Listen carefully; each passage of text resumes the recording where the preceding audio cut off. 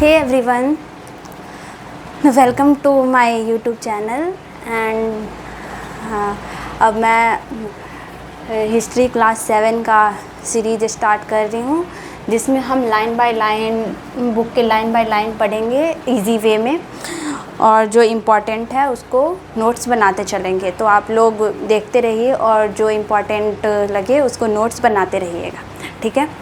तो स्टार्ट करते हैं पहला चैप्टर से, जिस चैप्टर का नाम है introducing tracing change through a 1000 year.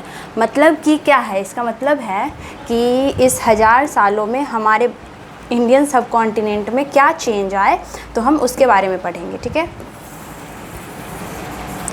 तो हम उसके बारे में पढ़ेंगे। तो स्टार्ट करते हैं। took a look at map 1 and 2. Map 1 was made in 1154 CE by Arab geographer अल-इदरीसी। तो मैप 1 पहला मैप है, ये मैप है पहला मैप, ये पहला मैप है जो अल-इदरीसी के द्वारा लिखा गया था, बनाया गया था। अल-इदरीसी जो कि अरब के ज्योग्राफिकर थे। कौन? अल-इदरीसी, जो यहाँ लिखा हुआ है 1154 सी में, ठीक है। ये बताता है section reproduce here is detail of Indian subcontinent from his larger map of the world. इससे हमें पता चलता है कि इंडियन सब कॉन्टिनेंट के बारे में इसका वर्ल्ड मैप है। ये इससे हमें इंडियन सब कॉन्टिनेंट के बारे में उस टाइम पे बहुत चीज़ पता चली, ठीक है। मैप 2 जो है वो made in 1720 by French cartographer. Map 2 इसमें नहीं है, मैप 2 नेक्स्ट में है,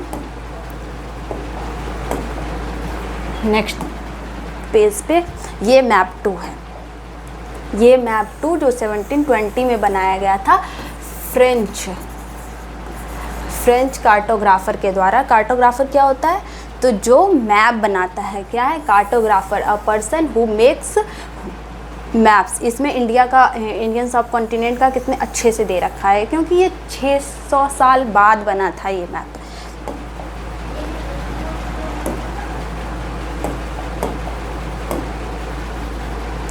तो हम यहाँ से पढ़ते हैं पहले मैप 1 के बारे में।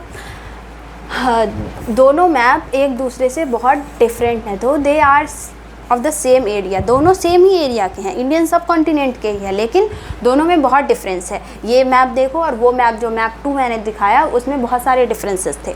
इन अल-इदरीसी मैप, अल-इदरीसी के मैप में, मतलब कि इस मैप में south India is where we would expected to find north India and Sri Lanka. तो इसमें दिखाया गया है कि साउथ इंडिया जो है वो टॉप में दे रखा है, साउथ इंडिया टॉप पे बना रखा है, और नॉर्थ इंडिया साउथ में, मतलब नॉर्थ की जगह साउथ इंडिया बना रखा है। और श्रीलंका इज़ आइलैंड, श्रीलंका एक आइलैंड है जो कि टॉप पे है, ये टॉप पे आइलैंड बना रखा है। Place names are marked in Arabic, और इसमें जो नाम लिखे हुए हैं वो अरेबिक में लिखे हुए हैं। इतने जितने भी नाम है, देखिए ये नाम सारे अरेबिक में लिखे हुए हैं, ठीक है। और in Uttar Pradesh spelled in the map as Kannauj. Uttar Pradesh में कन्नौज जो हम लिखते हैं ऐसे कन्नौज, उसको अभी उसको इसमें कन्नौज लिखा हुआ है। Map 2 was made early 600 year after map 1। तो जैसा कि मैंने बताया है कि मैप 2 वो मैप 1 के 600 साल बाद बना था। तो ड्यूरिंग दिस पीरियड इस बहुत, मतलब जो भी इंडिया के बाहर रह रहे थे, मतलब जो विदेशी लोग थे, उन्हें इंडिया के बारे में बहुत सारी जानकारी मिल गई थी, तो वो उस हिसाब से मैप बनाए थे। और इस टाइम पे इंडियन सब कॉन्टिनेंट के बारे में इन्हें पता नहीं था। Change considerably this map seems more familiar us and coastal area. तो हम मैप 2 को देखेंगे तो वो हमें बहुत फैमिलियर लग रहा है कि हाँ इंडिया का ही मैप है, जो हम अभी के प्रेजेंट टाइम पे देखते हैं वैसे ही मैप है वो।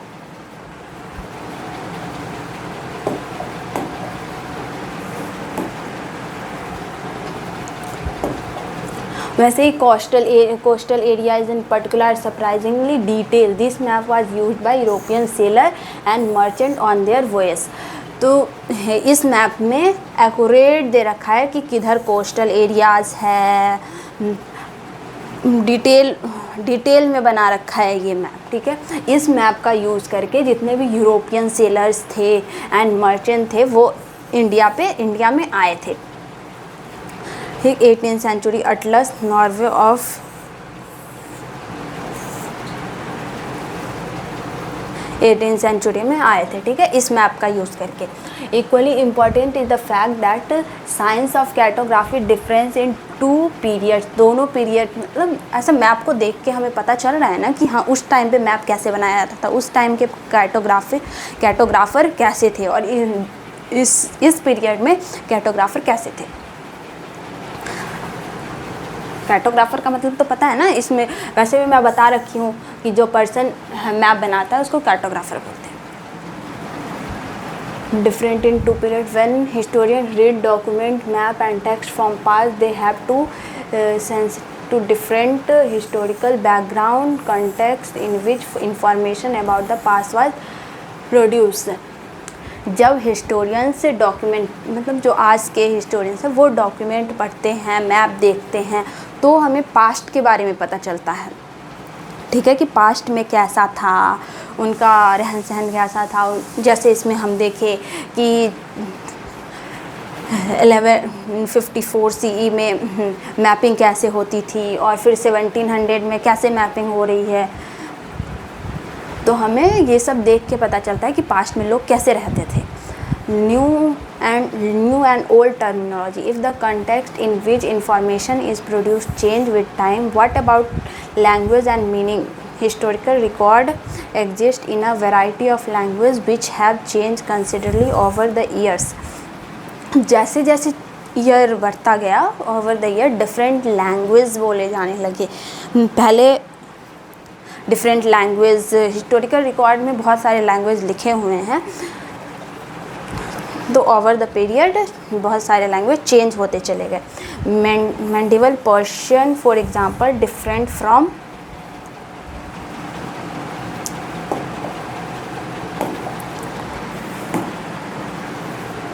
Modern Persian. जो भी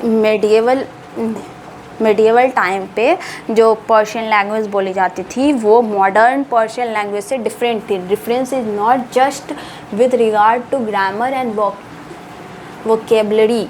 मतलब डिफरेंस का मतलब ये नहीं है कि सिर्फ तुम ग्रामर या वोकेबलरी चेंज हुई हो, the meaning of word also change over time. सिर्फ ग्रामर चेंज नहीं हुआ, वोकेबलरी चेंज नहीं हुआ, ऑल्सो चेंज मीनिंग, वर्ड का मीनिंग भी चेंज हो गया। जैसे जैसे टाइम बीता वैसे वैसे वर्ड का मीनिंग भी चेंज हो गया। जैसे कि उस टाइम पे, पहले के टाइम पे एक पर्शियन लैंग्वेज है, उसका उस टाइम कोई और मीनिंग होगा, लेकिन कुछ टाइम बाद उसी वर्ड का मीनिंग कोई और हो गया और उसको वो बोलने का स्टाइल भी बदल गया। Take the term Hindustan. Hindustan एक टर्म है एग्जाम्पल के लिए, ठीक है। Today we understand it as India. आज के टाइम पे हम उसको एज अ इंडिया समझते हैं, ठीक है। Modern nation state with the term are used in 13th century. जब 13th सेंचुरी में ये टर्म यूज़ हुआ था बाय मिन्हज आई सिराज, इनके द्वारा जब ये टर्म यूज़ हुआ था Hindustan. A chronicler who wrote in Persian, एक क्रॉनिकलर जो कि उस टाइम पे क्या हो रहा है, राजा के बारे में, कल्चर कैसा है, एडमिनिस्ट्रेशन कैसा है, वो सब लिखते थे। तो उन्होंने पर्शियन लैंग्वेज में हिंदुस्तान को ही mean the areas of Punjab, उस हिंदुस्तान को ऐसे समझते थे कि वो पंजाब का एरिया, हरियाणा और land between Ganga and Yamuna, इसलिए उसका नाम हिंदुस्तान रख दिया। He used the term in a political sense for land that were part of dominance of Delhi Sultan. The areas included in this term shifted with extent of Sultanate, but the term never includes South India. Hindustan उस time पे लोग समझते थे कि इसमें south India नहीं हुआ। हिंदुस्तान का मतलब हो गया कि पंजाब, हरियाणा और जितने भी स्टेट गंगा के किनारे, गंगा यमुना के बीच में हैं, जितने भी स्टेट है वो हिंदुस्तान हो गया। उस टाइम पे साउथ को हिंदुस्तान में नहीं लोग समझते थे, लेकिन आज के टाइम पे तो पूरा ही इंडिया है, हिंदुस्तान है। By context in the early 16th century, Babur used Hindustan to describe the geography, the fauna and the culture of inhabitant of the subcontinent. As we will see later in chapter, this was somewhat similar to that way the 14th century Khusro used word Hind. 16th century में, early 16th century में बाबर हिंदुस्तान को ऐसे describe किया, उसका geography describe किया, fauna and culture of inhabitant, उस subcontinent में कौन कौन सा उसका ज्योग्राफी कैसा है, उसका कल्चर कैसा है, उसमें कौन कौन से पेड़ पौधे जानवर से होते हैं, वो सब डिस्क्राइब किया। ठीक है, Babar.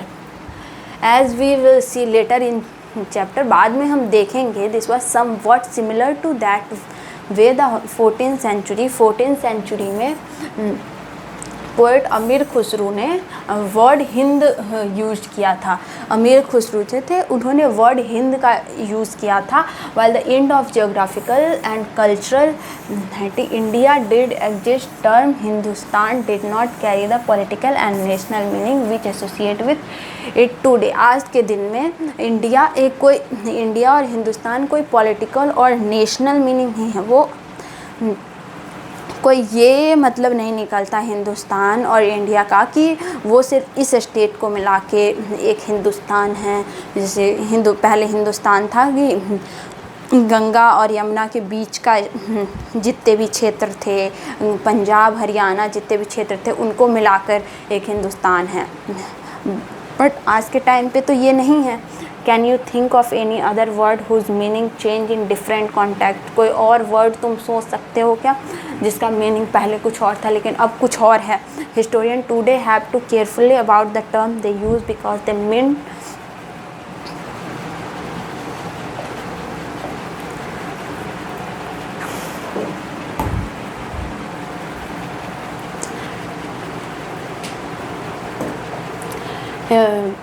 For example a simple term जैसे कि फॉरेनर, ठीक है, it is use today to mean someone who is not Indian.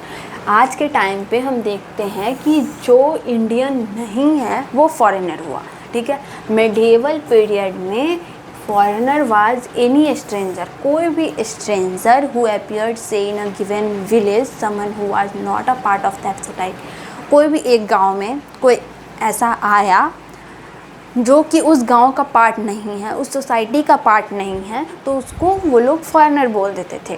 जैसे हिंदी टर्म उस टाइम पे फॉरेनर का हिंदी टर्म होता था, use to describe such a person in Persian अजनबी को फॉरेनर बोलते थे। आज के टाइम पे फॉरेनर का मतलब है कि इंडिया का जो नहीं है, जो बाहर का है, वो फॉरेनर है। लेकिन उस टाइम पे कोई भी एक छोटा सा विलेज है, ठीक है, उसमें कोई और आया जिसका कल्चर डिफरेंट है, वो उस सोसाइटी का नहीं है, उस गांव का नहीं है, तो वो उसको फॉरेनर बोल देते थे। ठीक है, city dweller there were might have regarded a forest dweller as foreigner, but to peasant living in the same village they are not foreigner to each other. लेकिन जो गांव के हैं वो क्या है, but to peasant living in same village में रह रहे हैं, they are not foreigner to each other, वो एक दूसरे से फॉरेनर नहीं है, लेकिन वो जो सोसाइटी का पार्ट नहीं है वो फॉरेनर कहलाता था उस टाइम पे। तो दे मे हैव डिफरेंट रिलीजियस और कास्ट बैकग्राउंड। और एक गांव है, ठीक है, उसमें दो अलग अलग रिलीजन हैं, कास्ट है, ठीक है, लेकिन वो एक दूसरे से फॉरेनर नहीं है क्योंकि वो एक ही गांव के हैं। लेकिन फॉरेनर वो कहलाता था जो कि उस गांव का नहीं है और उस गांव में जितने भी कास्ट है, रिलीजन है, जितने भी कल्चर हैं, उनसे वो डिफरेंट है, तो वो फॉरेनर कहलाता था। Historian and their source sources. अब ये हिस्टोरियन और उनके सोर्सेज, मतलब किस किस सोर्स से हमें हिस्ट्री के बारे में पता चलता है, ठीक है। तो historian use different type of sources, historian different type of sources use करते हैं पास्ट को पढ़ने के लिए, ठीक है। About the past depending upon period of their study and nature of investigation,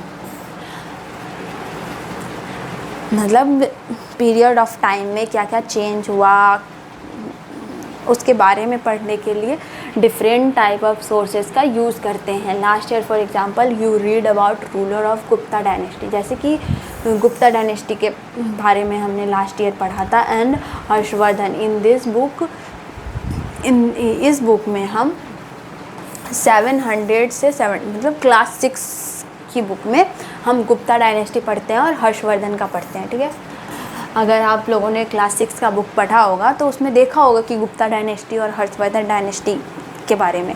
तो इस बुक में क्लास 7 के बुक में हम मोस्टली 700 से 1750 के बीच में क्या हुआ हम उसके बारे में देखेंगे। You will notice some continuity in the source use by historian for the study of this period. तो इस हिस्टोरियन किस किस सोर्सेज का यूज़ करते हैं हिस्ट्री को पढ़ने के लिए, पास्ट में क्या हुआ, कौन राजा थे, उसका एडमिनिस्ट्रेशन क्या था, उनका कल्चर क्या था, उन सब के बारे में पढ़ने के लिए वो कौन कौन से सोर्स यूज़ करते हैं, कौन कौन से सोर्स उन्हें मिलता है। एक कॉइन्स, अगर पहले का कॉइन्स किस मेटल का बना था, उसमें कौन सा मार्क्स बना हुआ था, inscription, architect and textual record, architect वहाँ मतलब कैसा बिल्डिंग बना हुआ था। अभी कोई महल बना होता है जो बहुत पुराना महल है, उसमें हम अगर हम जाकर देखते हैं, या कोई मंदिर है तो उसमें हम देखते हैं कि बहुत सारे डिज़ाइन बने होते हैं, उससे पता चलता है कि उस टाइम का कल्चर कैसा था। But there is also considerable discontinuity, the number and variety of textual record increased dramatically। धीरे धीरे रिकॉर्ड, टेक्सचुअल रिकॉर्ड बढ़ता गया।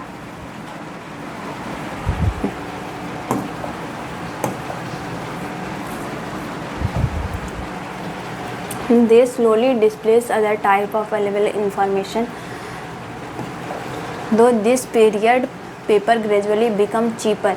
इस पीरियड में मतलब कि 700 to 1750, मतलब इसी के बारे में अभी पढ़ रहे हैं ना, तो इस पीरियड में पेपर बहुत चीप हो गया था और वाइडली अवेलेबल हर जगह पेपर मिलना स्टार्ट हो गया था। तो पेपर पे भी सारी चीज़ें लिखी जा रही थी। People used it right to holy text, people use कर रहे थे पेपर का होली टेक्स्ट लिखने के लिए। रूलर्स के बारे में, वहाँ का राजा कैसा है, कैसे रूल करता है, उसका एडमिनिस्ट्रेशन कैसा है, तो उसके बारे में लिखने के लिए भी पेपर का यूज़ हो रहा था। लेटर और कैसे वहाँ का भाषा कैसा, लैंग्वेज क्या है, उसके बारे में भी लिखने के लिए पेपर का यूज़ हो रहा था।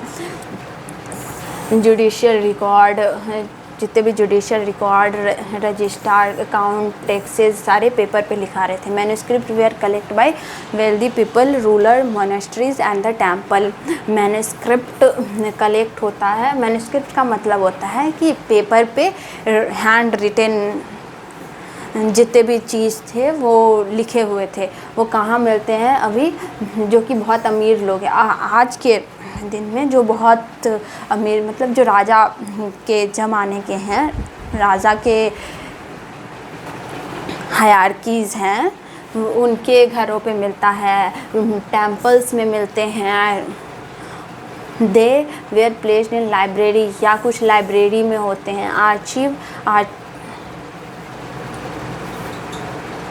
आर्चिव का मतलब होता था कि वह जगह जहाँ पे डॉक्यूमेंट्स और मैन्युस्क्रिप्ट रखे जाते थे उस टाइम पे, और अभी भी आर्चिव्स होते हैं जहाँ पे जितने भी डॉक्यूमेंट्स हैं वो रखे जाते हैं, एक जगह स्टोर करके रखे जाते हैं।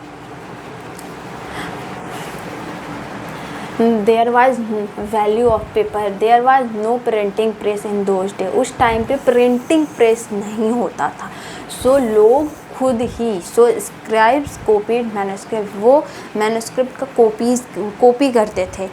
उस टाइम प्रेस तो नहीं था, तो उसको लिखने के लिए जो मैन्युस्क्रिप्ट होते थे उस पर पेपर रख के उस पर कॉपी करते थे। If you have ever copied, यदि तुम फ्रेंड्स का होमवर्क कॉपी किए हो, you would know that this is not a simple exercise. Friend का होमवर्क तुम लिखे हो, कोई भी फ्रेंड का, वो कैसे लिखता है उस हिसाब से लिखना है। एक फ्रेंड की कॉपी है, उसका कॉपी करना same to same exact writing में, तो वो डिफ़िकल्ट होता है। Sometime you can not read your friends handwriting and are force to guess what is written. कभी कभी तुम भी देखते होगे, अगर तुम फ्रेंड की कॉपी ले लिया, ठीक है, और उस पर तुम्हें पढ़ना है। आज के लोग तो वही है कि नोट्स कोई और बनाया, उस चाहते हैं कि उसका नोट्स लेकर हम पढ़े, फिर वो पढ़ने बैठते हैं तो फिर उन्हें समझ में नहीं आता क्या लिखा है, फिर उससे पूछते हैं कि ये तुमने क्या लिखा है, बताओ मुझे। As a result there is small but significant difference in your copy. इस वजह से कुछ डिफरेंस आ जाता है कॉपी में। Manuscript कॉपिंग is somewhat similar. Manuscript कॉपिंग का मतलब होता था सिमिलर, मतलब कि जैसे स्क्रिप्ट लिखिए, जैसे वो वर्ड्स लिखे हैं उसको कॉपी करना, सेम टू सेम कॉपी करना। The scribe copied manuscript they also introduce small change word, कुछ उसमें चेंज हो जाते थे वर्ड में, सेंटेंस में। Small difference in grow over century, जैसे जैसे ओवर सेंचुरी स्मॉल डिफरेंस बढ़ता चला गया।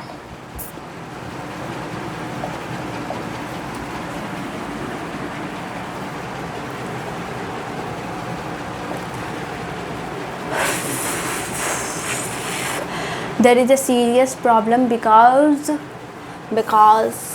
we rarely find the original manuscript of author today. We are totally dependent upon, जैसे आज के टाइम पे अगर कोई ऑथर बुक लिख रहा है, ठीक है, तो वो एक ही बुक लिखेगा, बाकी तो प्रिंटिंग प्रेस से सारी प्रिंट होगी ना। बट उस टाइम पे प्रिंटिंग प्रेस नहीं था, तो एक कुछ लिखा, कुछ एक पेज लिखा और उसको और जगह देने के लिए उसको मैन्युस्क्रिप्ट से कॉपी किया जाता था, ठीक है। As a result historian have read different manuscript variation same text to guess what the author has originally written. तो अभी के टाइम पे क्योंकि मैन्युस्क्रिप्ट करते थे कुछ तो डिफरेंट हो ही जाएगा, तो आज के टाइम पे हिस्टोरियन को पढ़ने में दिक्कत होती है, तो वो क्या करते हैं, बहुत सारे मैन्युस्क्रिप्ट पढ़ते हैं, उससे गेस करते हैं कि ऑथर ने क्या लिखा है, ठीक है। Painting of scribe making a copy of manuscript. Painting of scribe, the painting is only 10.5 centimeter. Because of this size it is called a miniature. Miniature painting were sometimes used to illustrate the text of manuscript. Miniature painting use होता था manuscript के text के बारे में illustrate करने के लिए। They were so beautiful that later collector often took the manuscript apart, sold just the miniature. ये छोटे छोटे में लिखे रहते थे कि हाँ मिनिएचर, जिसमें handwriting, reading of Persian, Arabic, इस language, different kind of handwriting would make reading of Persian Arabian difficult. The Nastaliq style on the left cursive easy to read, on the right denser. तो ये बहुत ज़्यादा close लिखा हुआ है, ये सिक्कास्ते जो समझ में नहीं आता है, ये फिर ये थोड़ा अलग अलग लिखा है तो ये समझ में आ रहा है। तो ऐसे ही वो 2-4 मैन्युस्क्रिप्ट पढ़ते थे और गेस करते थे कि ऑथर ने यहाँ क्या लिखा है।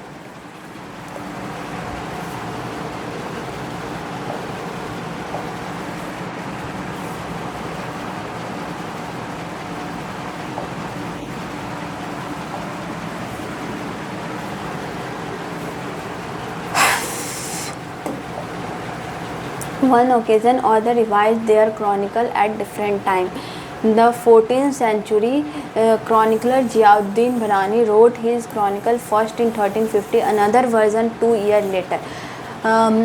उस टाइम पे ऑथर अपना क्रॉनिकल रिवाइज करते, मतलब कि दोबारा लिखते थे। पहले 1 साल लिखा, फिर 2-3 साल के बाद कुछ चेंजेज आए होंगे तो फिर उसको चेंज करके फिर दोबारा लिखते थे वो, to differ from each other, but historian did know what the existence of first version until 1960. It remained lost in large library collection. तो जियाउद्दीन बनानी ने पहला क्रॉनिकल लिखा है 1356 में, दूसरा वर्जन लिखा 2 साल बाद। तो to differ from each other, दोनों एक दूसरे से बहुत डिफरेंट थे। तो हिस्टोरियन को मान लो पहला मिला, ठीक है, पहला क्रॉनिकल मिला, दूसरा कहीं लाइब्रेरी में खो गया, तो फिर वो पता नहीं कर पाते थे ना कि पहला क्रॉनिकल में कुछ लिखा होगा, उससे रिलेट करके दूसरा लिखा होगा। तो मानो उनको पहला मिल गया, दूसरा मिल गया, लेकिन पहला नहीं मिला, तो फिर आगे का कैसे पता चलेगा उन्हें कि पीछे क्या हुआ। New social and political group, study of 1000 year between 700 to 1750 use challenge to historian. 1000 year, ये 700 to 1750 के बीच जो भी कुछ हुआ उसके बारे में स्टडी करने के लिए historian largely because scale variety of development, क्योंकि इस बीच में बहुत डेवलपमेंट हुआ तो बहुत सारी चीज़ें लिखी होंगी, तो हिस्टोरियन को डिफ़िकल्टी भी हुआ होगा।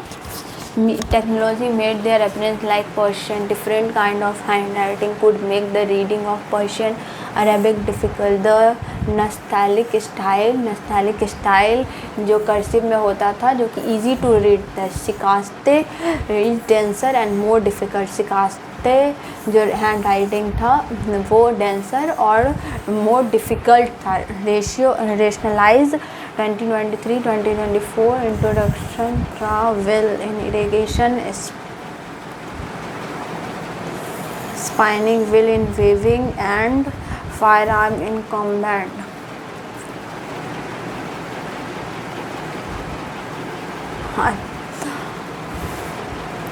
बहुत डिफ़िकल्ट था। फिर उसके बाद उसमें क्या क्या चेंजेस आए, हमारे एग्रीकल्चर में क्या चेंज आए उस टाइम पे क्या क्या चेंज आया वो देखते हैं।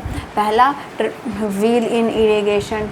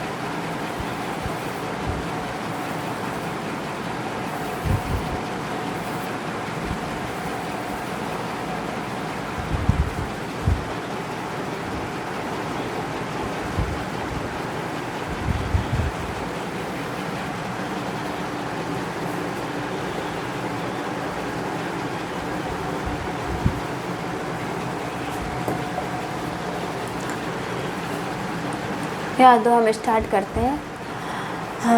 एग्रीकल्चर में क्या चेंज हुआ, wheel in irrigation, spinning wheel in weaving, fire arm in combat. उस टाइम पे ऐसे स्टार्ट हो।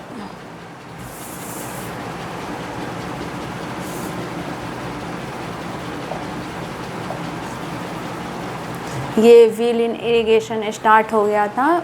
जैसे अभी के टाइम पे भी कहीं कहीं गाँव में व्हील इन इरिगेशन होता है, जैसे कि पानी नदी से पानी, नदी या जो भी कैनल बने होते हैं उससे पानी खेत में जाता है, तो ऐसे व्हील इन इरिगेशन स्टार्ट हो गया था उस टाइम पे भी, तो इतना डेवलपमेंट हो गया था।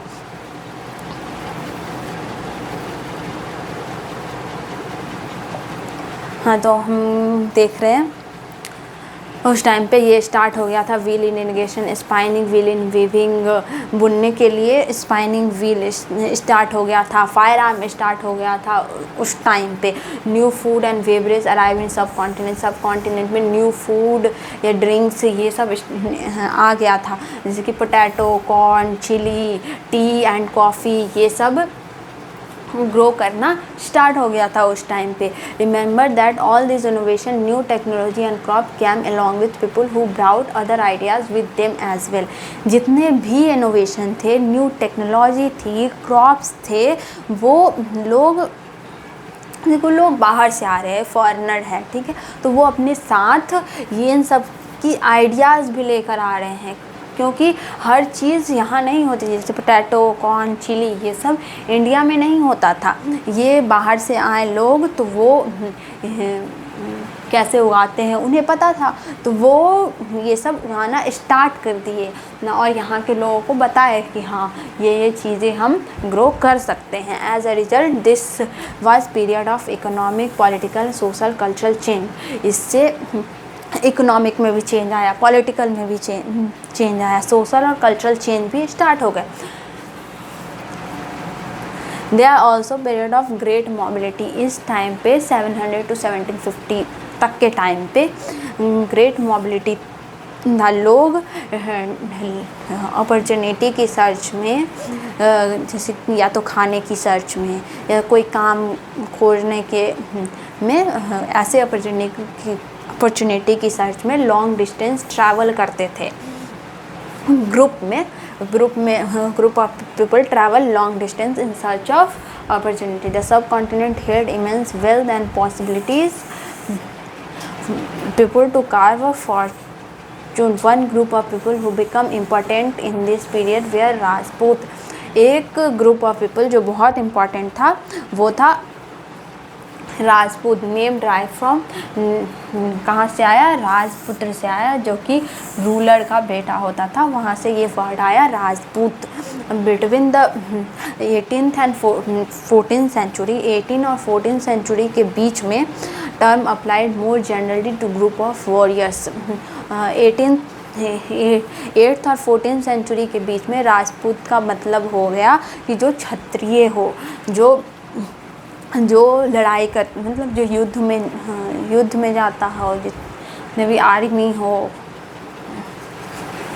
जो युद्ध करते थे, ग्रुप ऑफ वॉरियर, उनको क्षत्रिय बोला गया कास्ट स्टेटस पे। अब वो कास्ट स्टेटस आ गया तो अब उनको राजपूत को क्षत्रिय बोला गया। Term include not just a ruler and great sense of loyalty. और उस टाइम पे इन्हें बोला गया कि वो केवल रूलर नहीं, बल्कि वो चीफ है, रूलर या सिर्फ चीफ नहीं, बट आल्सो वो एक सोल्जर होते थे, कमांडर्स होते थे, जो कि आर्मी में सर्व करते थे राजा के साथ ऑल ओवर सब कॉन्टिनेंट, पूरे सब कॉन्टिनेंट में। जितने भी डिफरेंट मोनार्क में जितने भी आर्मी होते थे वो मोस्टली राजपूत ही होते थे। और chivalric code of conduct, extreme valour and a great sense of loyalty. Opportunity is to become politically important, and a great sense of loyalty were the quality tribute to Rajput by their poet and other group of people such as Maratha. उस time पे मराठा, सिख, जाट, अहोम्स, कायस्थाज, ये सब भी grow किए। ये सब जितने भी थे, मराठा, सिख, पहले तो राजपूत ग्रो किए, फिर उसके बाद ये भी ग्रुप जो थे मराठा, सिख, जाट, अहोम्स और कायस्थाज, वो भी ग्रो किए।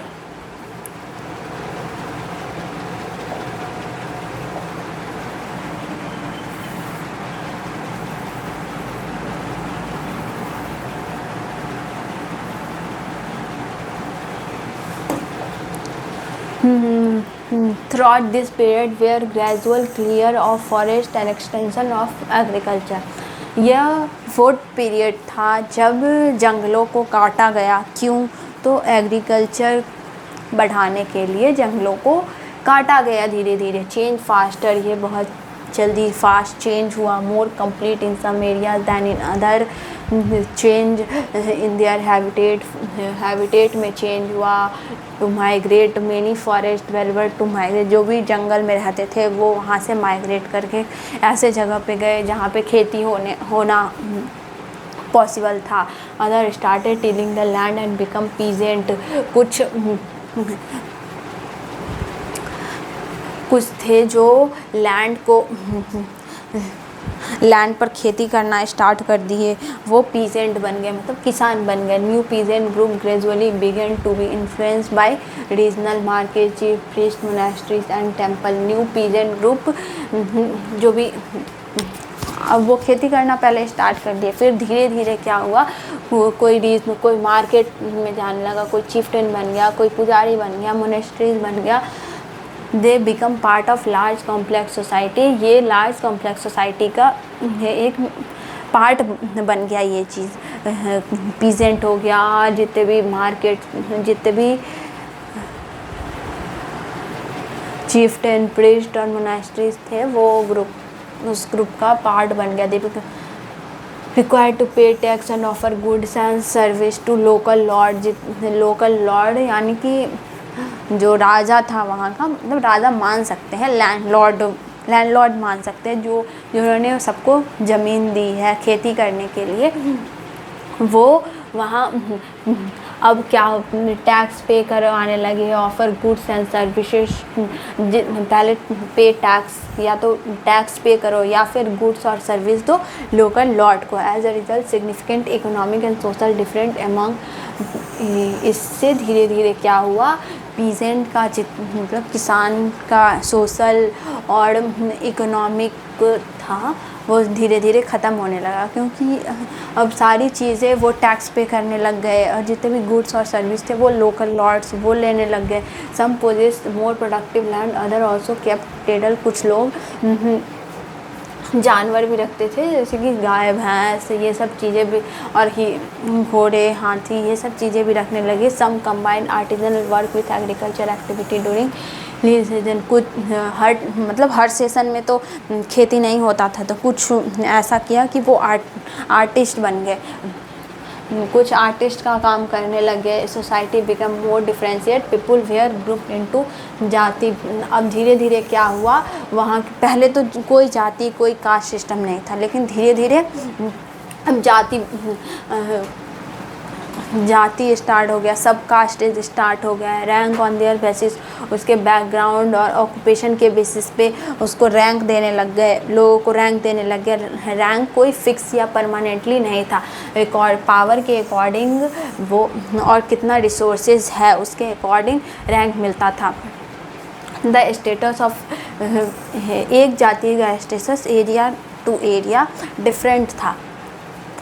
जाति frame their own ruler and regulation to manage conduct of their member, एक जाति को अपना रूल बनाता था ताकि ग्रुप ऑफ, और वो पूरा ग्रुप ऑफ मेंबर रेगुलेट कर सके, वो एक अपना मेंबर बनाता था एक जाति का। These regulation were enforced by assembly of elder describe in some area as a जाति पंचायत, एक अपना रूल फ्रेम किया, ठीक है। रेगुलेशन वेयर इन्फोर्स्ड, जितने भी असेंबली थे, जितने भी लोग रहते थे उस एक जाति में, उनको इन्फोर्स किया जाता था कि तुम्हें ये चीज़ माननी ही पड़ेगी। Several village were govern by chieftain, जितने भी बहुत सारे गांव जिसको गवर्न करता था एक chieftain. Together they were only one small unit of state, एक साथ वो केवल एक स्टेट का बहुत छोटा सा यूनिट ही हुआ। Habitat refer to different, habitat का मतलब क्या हुआ, refer to environment of region, एक रीजन का इन्वायरमेंट कैसा है, and social economic lifestyle कैसा है, उसको हैबिटेट बोलते हैं। जहाँ हम रह रहे हैं उसका इन्वायरमेंट कैसा है, सोशल इकोनॉमिक लाइफ स्टाइल कैसी है, तो उसको हैबिटेट बोलते हैं।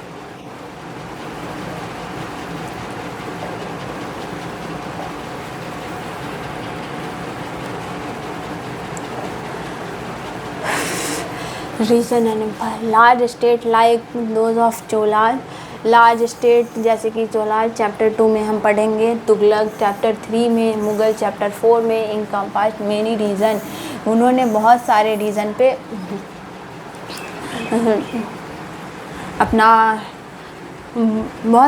रीजन पे अपना राज किया। संस्कृति प्रशस्ति chapter 2 for an example of प्रशस्ति प्राइजिंग दिल्ली सल्तनत को आगे बढ़ाया। गियासुद्दीन बलबन ने 1266 से 1286 ही explain that was the ruler of vast empire. वो एक्सप्लेन करता है कि वो वास्ट एम्पायर का रूलर था, जो कि बंगाल से लेकर ईस्ट टू गजनी अफ़गानिस्तान, बंगाल से लेकर वेस्ट में अफ़गानिस्तान तक उन्होंने रूल किया। And include all of south India Dravid. Ghiyasuddin Balban ने कहाँ से कहाँ तक रूल किया? रूलर वास्ट एम्पायर का रूलर था, मतलब इंडियन सब कॉन्टिनेंट के बहुत सारे क्षेत्रों में वो रूल करता था, जो कि बंगाल गौदा से लेकर गजनी तक अफ़गानिस्तान, वेस्ट में अफ़गानिस्तान तक और साउथ में वहाँ तक वो उनका शासन था। People of different region Gauda, Andhra, Kerala, Karnataka, Maharashtra and Gujarat fled before his army. Historians regard this as exaggerated claim of conquest. At the same time, they try to understand why ruler kept claiming to have control over different. Same time पे ये भी historian समझते थे कि ये over different part of सोचते थे या समझते थे हिस्टोरियन कि क्यों राजा सारे सब कॉन्टिनेंट के सभी पार्ट पे अपना कंट्रोल बनाना चाहता था। तो ये हिस्टोरियन समझने की कोशिश किए। ये इंडियन सब कॉन्टिनेंट का उस टाइम का पार्ट है। इंडियन सब कॉन्टिनेंट ये गंगा रिवर, यमुना, चंबल, नर्मदा रिवर यहाँ से बह रही है।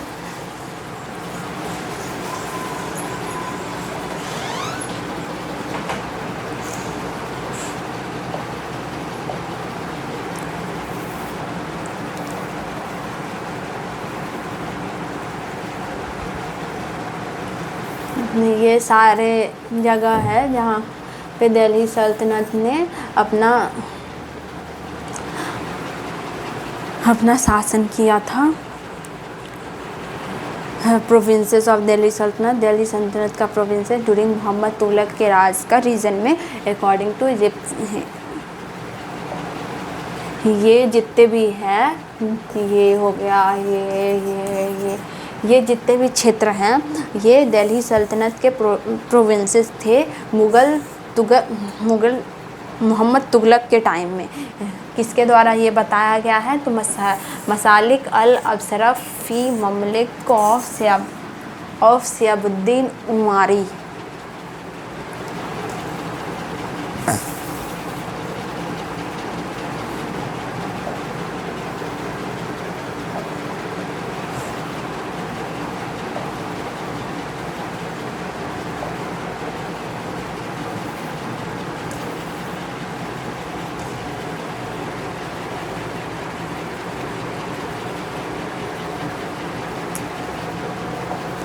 है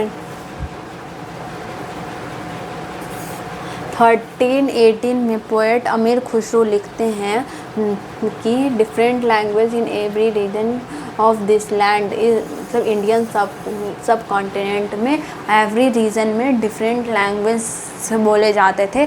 उस टाइम पे सिंधी, लाहौरी, कश्मीरी, द्रविड़, साउथ कर्नाटका साइड में तेलंगानी, आंध्र साइड में गुजरी, गुजरात में मवाड़ी, इन तमिलनाडु गौड़ी, बंगाल में अवधी, ईस्टर्न उत्तर यूपी में and Hindavi in area of around Delhi. उस टाइम पे 700 to 1750 के टाइम में, मतलब 13th सेंचुरी के टाइम पे उन्होंने बताया कि इंडियन सब कॉन्टिनेंट के बहुत सारे क्षेत्रों में बहुत सारी लैंग्वेज बोली जाती है, जिसमें ये लैंग्वेज उन्होंने बता रखा है। Amir Khusrau went to explain that in contrast to this language there was Sanskrit which did not belong to any region. उन्होंने बताया कि संस्कृत लैंग्वेज किसी एक रीजन का कोई लैंग्वेज नहीं था, संस्कृत किसी एक रीजन का कोई लैंग्वेज नहीं था। It was old language and common people don't know. और ये संस्कृत एक बहुत ओल्ड लैंग्वेज था, वो कॉमन पीपल नहीं जानते थे, केवल ब्राह्मण्स, जितने भी ब्राह्मण्स थे वो लोग संस्कृत जानते थे। Make list of the language mention by अमीर खुसरो। तो आप लोग क्या करो, अमीर खुसरो ने जितने भी ये लैंग्वेज बताए, ये लैंग्वेज जितने भी इन्होंने इतने सारे लैंग्वेज बताए ना, ये सारे जो हम यहाँ देख रहे हैं, हो तो उसकी एक लिस्ट बनाओ। Prepare another list of name of, और पहले इसकी लिस्ट बनाओ और अभी के टाइम पे, प्रेजेंट टाइम पे उस स्टेट में कौन सा लैंग्वेज बोला जाता है उसकी लिस्ट बनाओ। फिर कंपेयर करो कि दोनों में मतलब किस किस स्टेट का लैंग्वेज उस टाइम के लैंग्वेज से सिमिलर है। ठीक है, तो ये सब आप, ये काम आप लोग करके एक बार देख लो।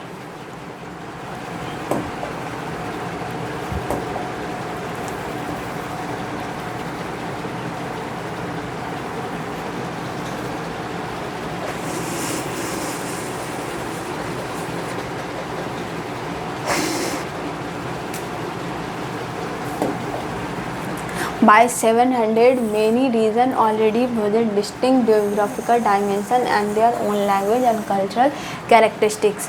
700 के टाइम पे बहुत सारे ऐसे रीजन थे जो कि अपना जियोग्राफिकल डायमेंशन बनाए, मतलब ये एक क्षेत्र है, ऐसे उन्होंने ये कर दिया कि ये इतना क्षेत्र वो हमारा है, और उन्होंने उस क्षेत्र का एक पर्टिकुलर नाम दे दिया, और वो अपना लैंग्वेज बना लिए और अपना कल्चर कैरेक्टरिस्टिक्स अपना बना लिए। You will learn more about this in chapter 7। इसके बारे में हम पढ़ेंगे चैप्टर 7 में।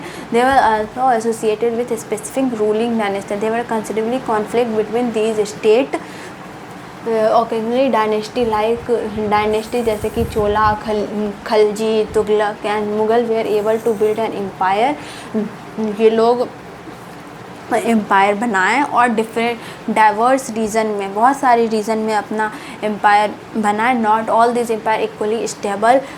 सारा एम्पायर जो था, जितने भी राजा आए वो इक्वली स्टेबल नहीं थे, वो पूरे इंटायर इंडियन सब कॉन्टिनेंट पे अपना राज नहीं किए। कुछ किसी ने